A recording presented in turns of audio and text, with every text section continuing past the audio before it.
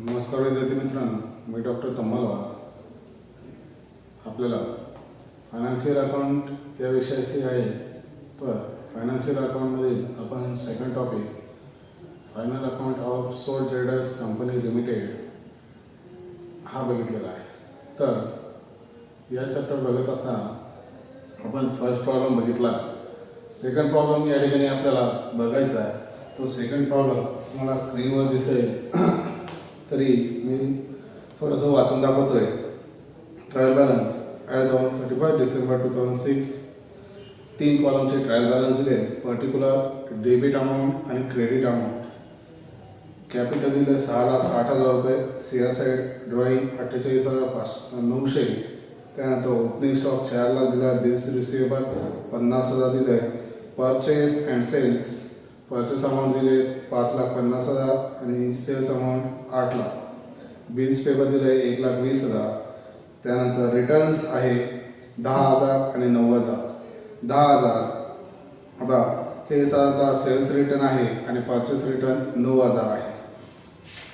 हे या पद्धतीनं दिलेलं आहे.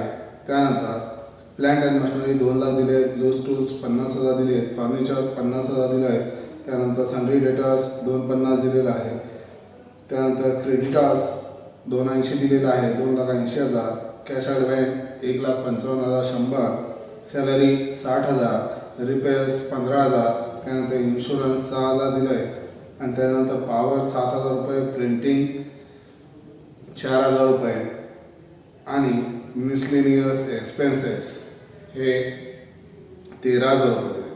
टोटल ट्रायल बॅलन्सचं 18,69,000, 18,69,000 आणि काही ॲडिशनल इन्फॉर्मेशन दिले. क्लोजिंग स्टॉक 2,60,000 दिला आहे. Depreciation on machinery 5% and furniture 15%. Tools revalued at ₹40,000. त्यानंतर RDD 5% on debtors. Outstanding salary 7,000 आणि prepaid expenses 1,500. Prepare final account of Mayur trading company limited. या पद्धतीचा हा प्रॉब्लेम आहे. ठीक आहे. आता आपल्याला पहिल्यांदा काढायचे काय ट्रेडिंग अकाउंट, त्यानंतर प्रॉफिट अँड लॉस अकाउंट आणि त्यानंतर बॅलन्स शीट. मग हे काढण्याचा प्रयत्न करू आपण. पहिल्यांदा ट्रेडिंग अकाउंट काढायचं आहे. तर या ठिकाणी मी करतोय. कुणाचं कंपनीमध्ये आहे मयूर ट्रेडिंग कंपनी. या ठिकाणी लिहा इन द बुक ऑफ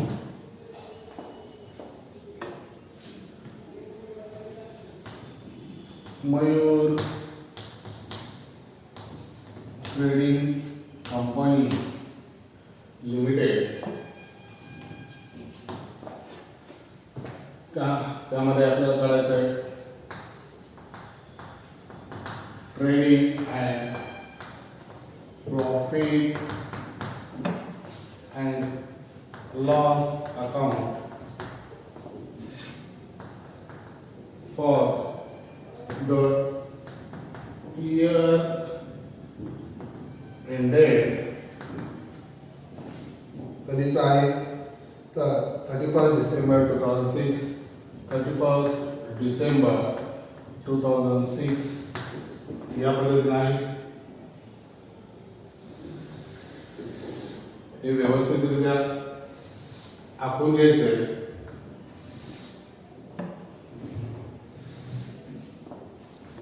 या ठिकाणी DR रुपीज, CR रुपीज, हे या ठिकाणी पर्टिक्युलर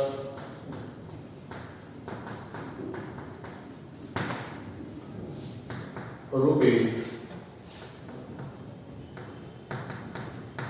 पर्टिक्युलर्स रुपीज हे या पद्धतीने काढायचं आहे. त्यानंतर आपण काढतोय बॅलन्स शीट.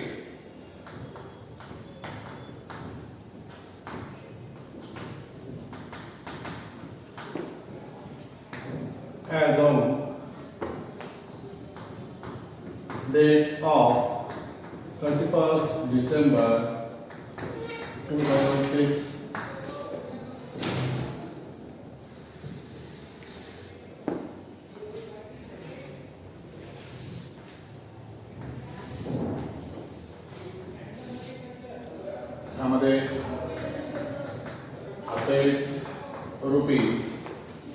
रुपीज आणि पुन्हा लायबिलिटीज. हे या पद्धतीनं तुम्ही कॉलम आखून घेता आणि आखल्याच्या नंतर या ठिकाणी सोडवता.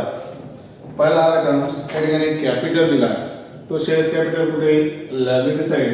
मग कॅपिटल आता कॅपिटल किती दिलंय 6,60,000. इनर कॉलमला देतो कारण त्याच्यामध्ये ड्रॉइंग आहे, नेट प्रॉफिट आहे, ते ॲडलेस आपल्याला करायचं आहे. त्यानंतर तुमचं ड्रॉइंग दिलेलं आहे, हे ड्रॉइंग या ठिकाणी लेस होईल. ड्रॉइंग किती आहे 48,900. त्यानंतर ओपनिंग स्टॉक दिला आहे, तो कुठे जाईल trading account debit side to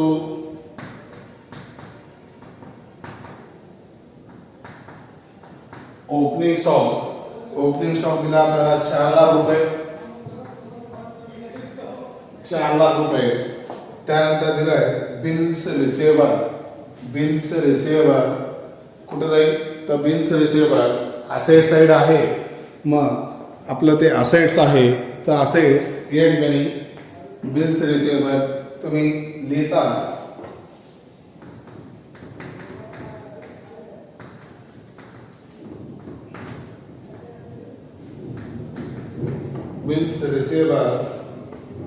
bills receivable किती 50,000 रुपये दिलं, हे 50,000 या ठिकाणी लिहा.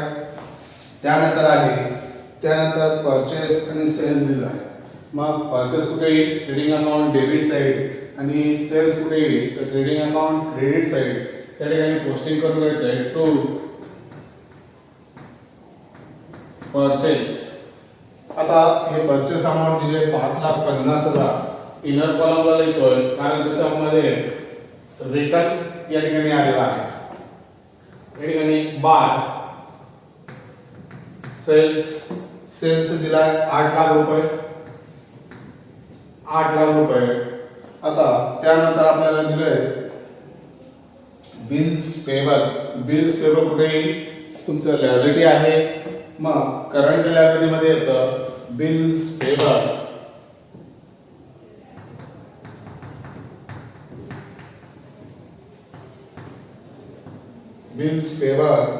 बिल्स पेबल तुम्हाला दिलंय या ठिकाणी किती 1,20,000.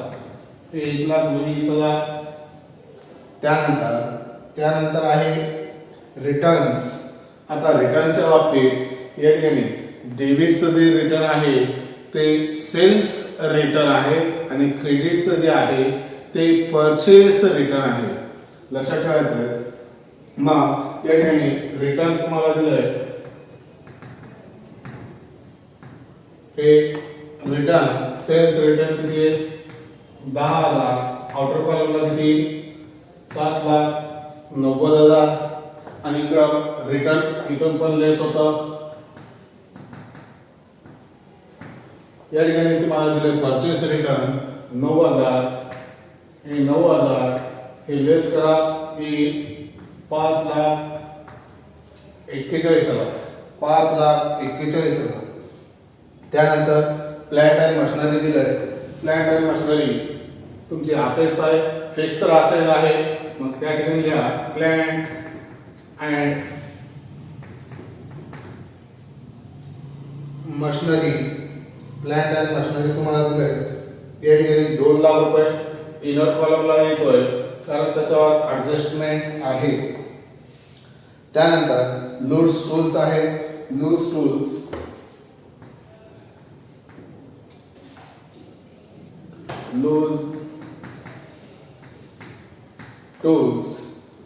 टूल्स या ठिकाणी 50,000. 50,000. त्यानंतर दिले फर्निचर.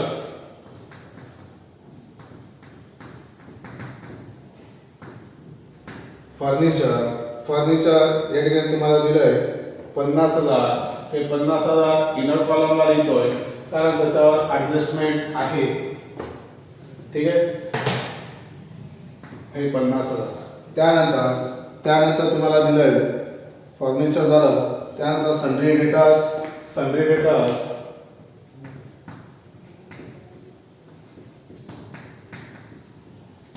सन्ड्री डेटर्स दिले 2,50,000 इनर कॉलमला येतोय कारण त्याच्यावर देखील ॲडजस्टमेंट आहे.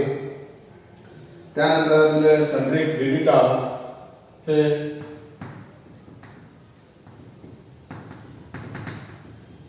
सन्ड्री क्रेडिटर्स दिले 2,80,000 हे 2,80,000 लायबिलिटी साईडला येईल.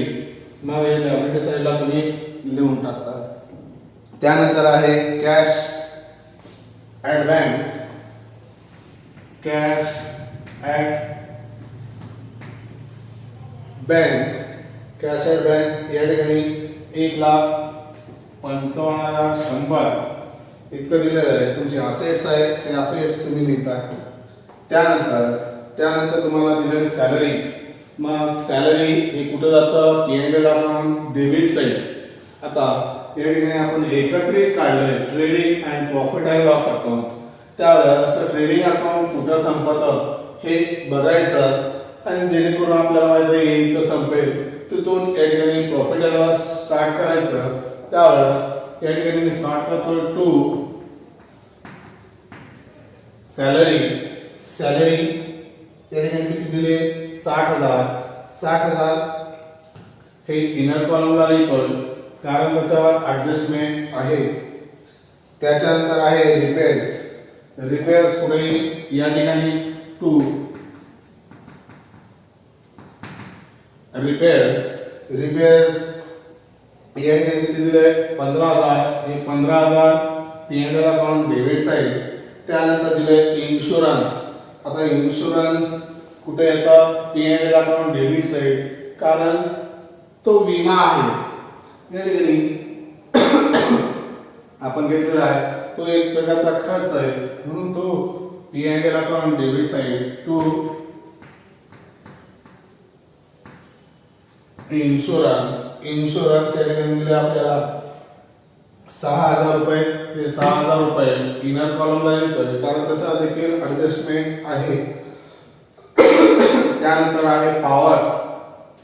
मी तुम्हाला सांगितलं होतं trading account, profit and loss account आणि त्यासोबत बॅलन्स शीटचे आयटम्स या ठिकाणी तुम्ही जवळजवळ हे पार्टर्स केले पाहिजे की त्याचे पोस्टिंग कुठं होते जेणेकरून आपल्याला सोडवत असताना सोपं जाईल. एखादी आयटम सांगितलं कुठं जातं तर त्यावेळेस तो आयटम त्या ठिकाणी जातो हे क्लिअर सांगता आलं पाहिजे. मग हे पॉवर कुठे येतं तर ट्रेडिंग अकाउंट डेबिट साईडला power, coal, gas and water हे देखील या ठिकाणी ट्रेडिंग अकाउंट डेबिट साईडलाच येतात. मग पॉवर या ठिकाणी किती? 7,000 रुपये. हे 7,000 रुपये तुम्ही लिहून टाकता. त्यानंतर प्रिंटिंग आहे.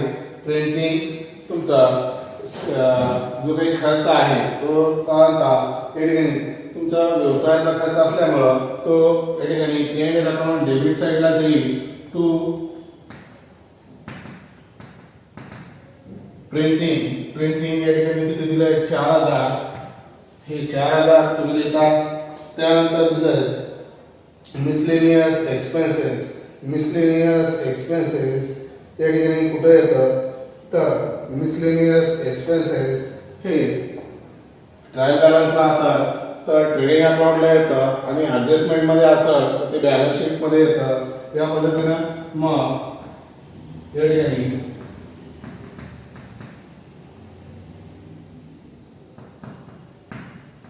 मिसलेनियस एक्सपेन्सेस किती दिलेले आहे? हे 13,000. ठीक आहे. या पद्धतीनं हे सर्व आयटम्स आपण या ठिकाणी पोस्टिंग केलेली आहे त्याची आणि त्यानंतर आपल्याला ॲडजस्टमेंट सोडवायचं आहे जे की ॲडिशनल इन्फॉर्मेशन म्हणतो. आता हे ॲडिशनल इन्फॉर्मेशन सोडत असताना पहिली ॲडजस्टमेंट आहे क्लोजिंग स्टॉक दिला आहे तुम्हाला ₹2,60,000. मग क्लोजिंग स्टॉक त्याचे दोन इफेक्ट कुठे होते? एक ट्रेडिंग अकाउंट CR साईड आणि इकडं तुमच्या असेट्स मध्ये. त्याच्यामध्ये पर्टिक्युलर जर तुम्हाला पाहिजे तर करंट असेट्स मध्ये ते क्लोजिंग स्टॉक येतात. मग बाय क्लोजिंग स्टॉक किती? 2,80,000. हे 2,00,000 सॉरी 2,60,000 आहे, 2,60,000. मग या ठिकाणी देखील दुसरं इफेक्ट क्लोजिंग स्टॉक 2,60,000 या पद्धतीनं. त्यानंतर आपल्याला सांगितलंय second adjustment depreciation on machinery 5%. मशनरीवर या ठिकाणी 5% डिप्रिशिएशन आकारायचं आहे. तर 2 लाखाच्या 5% किती 10,000 रुपये. या ठिकाणी 1,90,000 आउटर कॉलमला जाईल. त्यानंतर तुमचं फर्निचरवर सांगितलं किती 15% डीपी डिप्रिशिएशन 15%. तर 10% किती येतं 5,000. त्याच्या अर्ध करा 7,500 सॉरी 2,500. तर टोटल 7,500 या ठिकाणी डिप्रिशिएशन निघतं. आता हे डिप्रिशिएशन 7,500 मायनस करा तर राहतील 42,500. 42,500 तुम्हाला हे काढायचं आहे. तर सरळ सरळ 2 लाख गुणिले 5 भागिले 100 करा. 10% 5% निघाल आणि त्याच्यानंतर 15% काढायचं आहे. तर 50,000 गुणिले 15 भागिले 100 या पद्धतीने करा. ते डिप्रिशिएशन निघून जातं. आता जर सेकंड इफेक्ट कुठं होतो तर या ठिकाणी 2 डिप्रिशिएशन ऑन मशनरी वरचं डिप्रिशिएशन किती आहे 10,000. त्यानंतर 2 डीपी ऑन कशावरचं आहे तर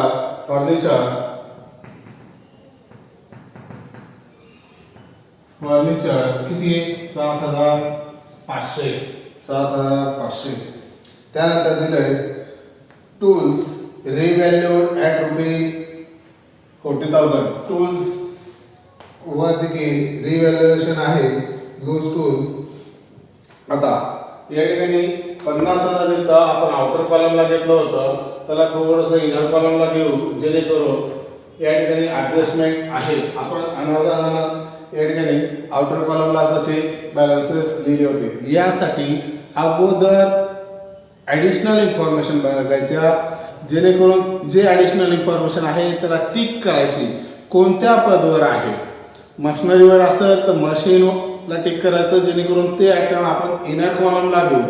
लूज टूल्सवर आहे तर या ठिकाणी देखील इनर कॉलमला घेतलं पाहिजे या पद्धतीनं. मग याच्यातून देखील मायनस करायचं. आता लूज टूल्स रिव्हॅल्यूड 40,000 रुपये दिले म्हणजेच 10,000 रुपये काय असेल डिप्रिशिएशन असेल. मग या ठिकाणी डिप्रिशिएशन 10,000 हे मायनस करा आणि आउटर कॉलमला किती 40,000. मग या ठिकाणी 2 डीपी लूज टूल्स किती 10,000. त्यानंतर दिलाय आरडीडी 5% ऑन डेटास. डेटासवर आरडीडी काय करायचं या ठिकाणी लेस आरडीडी किती टक्के 5%.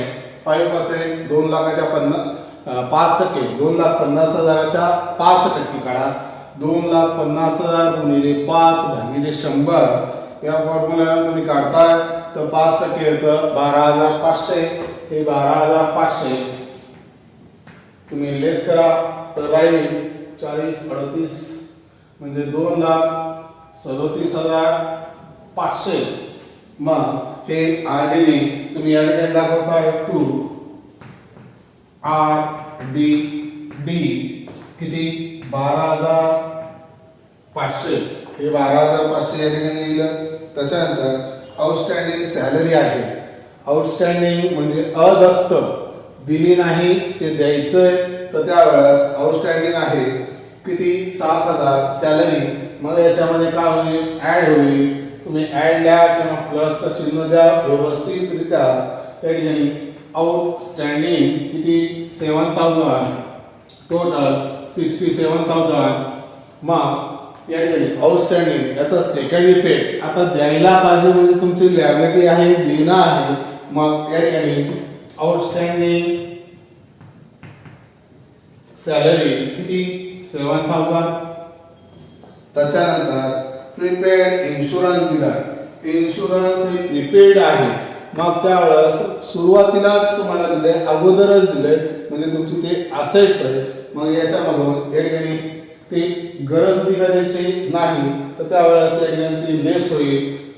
प्रीपेड या ठिकाणी समजा किती आहे प्रीपेड 1,500.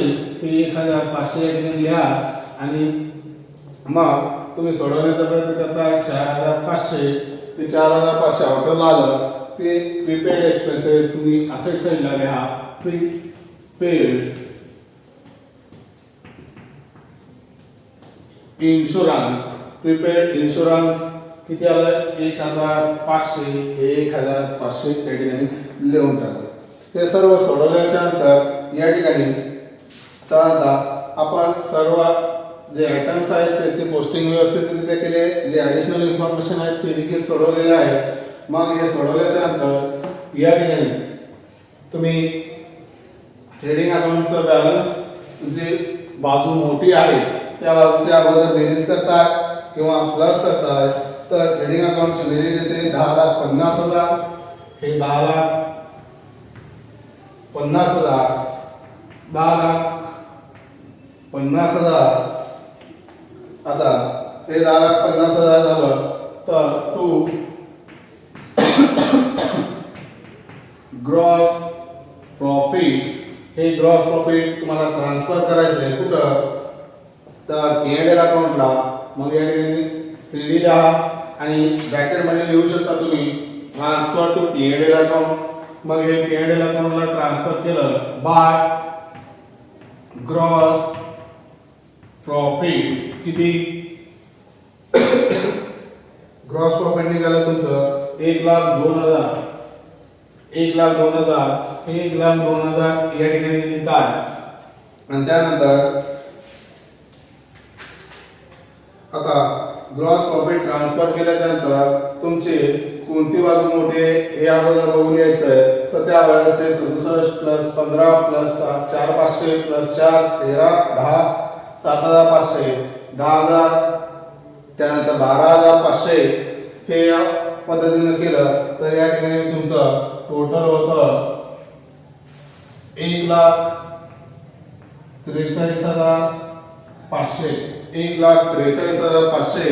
हे या ठिकाणी 1,43,500 हे केल्याच्यानंतर तुम्हाला नेट लॉस निघतो 41,500. त्याला बाय नेट लॉस किती 41,500. 41,500. हे 41,500 CD ला ट्रान्सफर टू कॅपिटल. मग हे नेट लॉस निघालाय म्हणून या ठिकाणी लॉस आहे. तो लॉस तुम्ही लेस करताय. लॉस किंवा त्याला नेट लॉस घ्या.